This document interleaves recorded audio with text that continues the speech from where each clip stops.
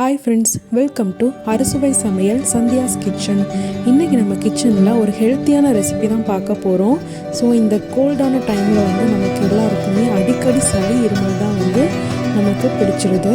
So நம்ம சளி இருமலை கரைக்கிறதுக்கு இன்றைக்கி சீரக மிளகு தண்ணி குழம்பு எப்படி பண்ணலான்னு பார்க்கலாம். நம்ம கண்டினியூஸாக பார்த்தோம்னா சளி இருமலை சரி செய்கிற மாதிரியான ரெசிபிஸ் தான் போட்டுட்ருக்கேன். அந்த லிங்க்கு பார்த்தீங்கன்னா டிஸ்கிரிப்ஷன் பாக்ஸில் கொடுத்துருக்கேன், மறக்காமல் பாருங்கள்.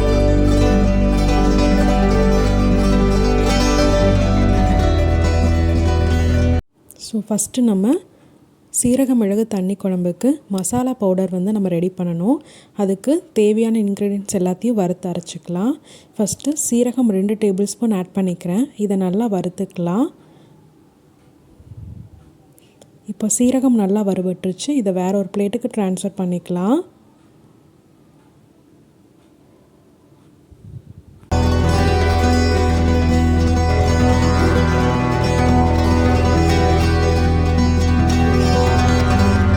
நெக்ஸ்ட்டு பார்த்தோம்னா 2 டேபிள் ஸ்பூன் மிளகு ஆட் பண்ணியிருக்கேன். இதையும் நல்லா வறுத்து எடுத்துக்கலாம்.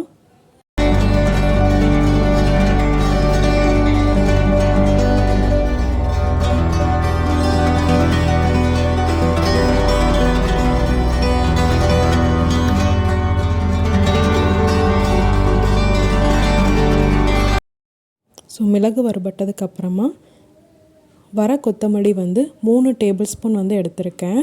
ஸோ அதையும் நம்ம நல்லா வறுத்து எடுத்துக்கலாம்.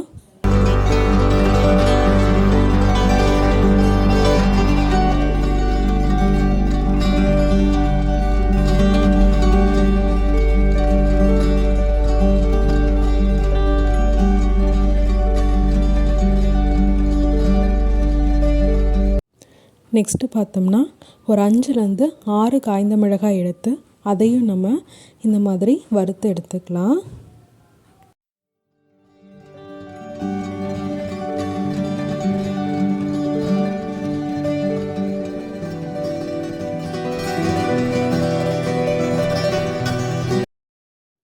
நெக்ஸ்ட்டு நம்ம வறுத்த எல்லா இன்க்ரீடியன்ட்ஸையும் பவுடர் பண்ணி எடுத்துக்க போகிறோம்.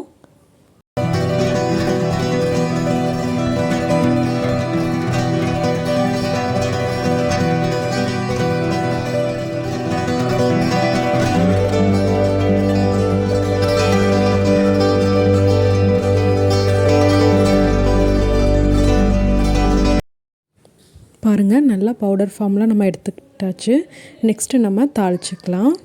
ஒரு கடாய் எடுத்துக்கலாம். அதில் எண்ணெய் விட்டுக்கலாம். முடிஞ்சால் நல்லெண்ணெய் ஆட் பண்ணிக்கோங்க. நெக்ஸ்ட்டு கொஞ்சமாக கடுகு சேர்த்துக்கலாம். இது கூடவே கறிவேப்பிலை 2 கொத்து ஆட் பண்ணிக்கலாம். கறிவேப்பிலை பொரிஞ்சதும் இடித்து வச்சுருக்க பூண்டு ஆட் பண்ணிக்கலாம். நான் 8லேருந்து ஒரு 10 பூண்டு பற்களை தோலோடையே இடித்து வச்சுருக்கேன். நெக்ஸ்ட்டு சின்ன வெங்காயம் கொஞ்சமாக சேர்த்து அதையும் நல்லா வணக்கிக்கலாம். சின்ன வெங்காயம் நல்லா வணங்கினதுக்கப்புறமா பொடியாக கட் பண்ணி வச்சுருக்கேன் 3 பெரிய தக்காளி ஆட் பண்ணி அதையும் நல்லா வணக்கிக்கலாம்.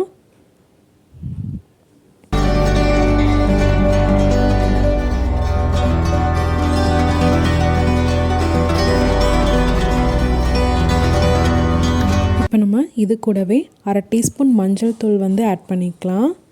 கொஞ்சமாக கல்லுப்பு ஆட் பண்ணிக்கிறேன். அப்போ தான் தக்காளி சீக்கிரமாக நல்லா வணங்கும்.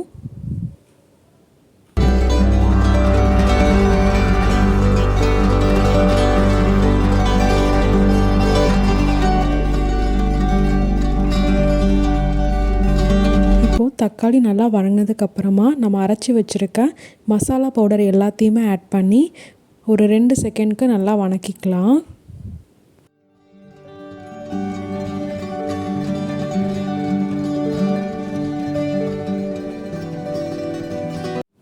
இப்போது மசாலா பவுடரை வணங்கினதுக்கப்புறமா வேக வச்ச துவரம்பருப்பு 1 கப் எடுத்திருக்கேன்.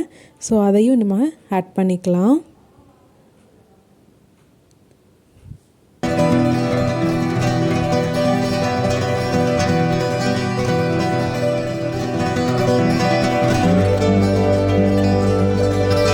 இது கூடவே நம்ம 2 கப் வாட்டர் ஆட் பண்ணிக்கலாம். ஏன்னா இது நம்ம தண்ணி குழம்புங்கிறனால கொஞ்சம் தண்ணி வந்து அதிகமாக ஆட் பண்ணிக்கிறோம். ஸோ ஆட் பண்ணிவிட்டு இதை நல்லா கலந்து விட்டுக்கலாம். கலந்து விட்டுட்டு தேவையான அளவு உப்பு வந்து ஆட் பண்ணிவிட்டு ஒரு 5 நிமிஷத்துக்கு நல்லா கொதிக்க விட்டுடலாம்.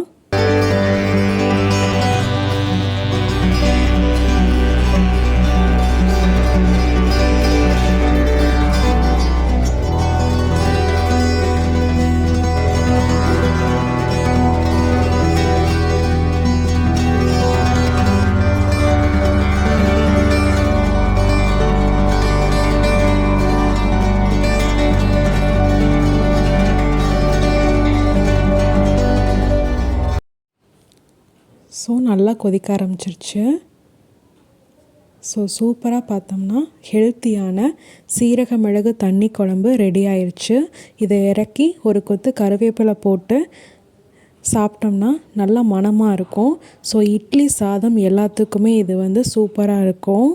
தண்ணி குழம்பு தான், ஆனால் இட்லியோடு நீங்கள் சாப்பிட்டிங்கன்னா சூப்பராக இருக்கும். அண்ட் இது வந்து வாரத்தில் ஒரு 2 தடவை வந்து சாப்பிட்டிங்கன்னா சளி இருக்கவங்க நெஞ்சு சளி எல்லாமே உங்களுக்கு கரைச்சி வந்துடும்.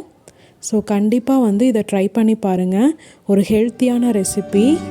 அண்ட் இந்த ரெசிபி உங்களுக்கு பிடிச்சிருந்தா ப்ளீஸ் லைக் பண்ணுங்கள், ஷேர் பண்ணுங்கள், கமெண்ட் பண்ணுங்கள். மறக்காமல் பெல் பட்டனை கிளிக் பண்ணுங்கள். Thank you friends.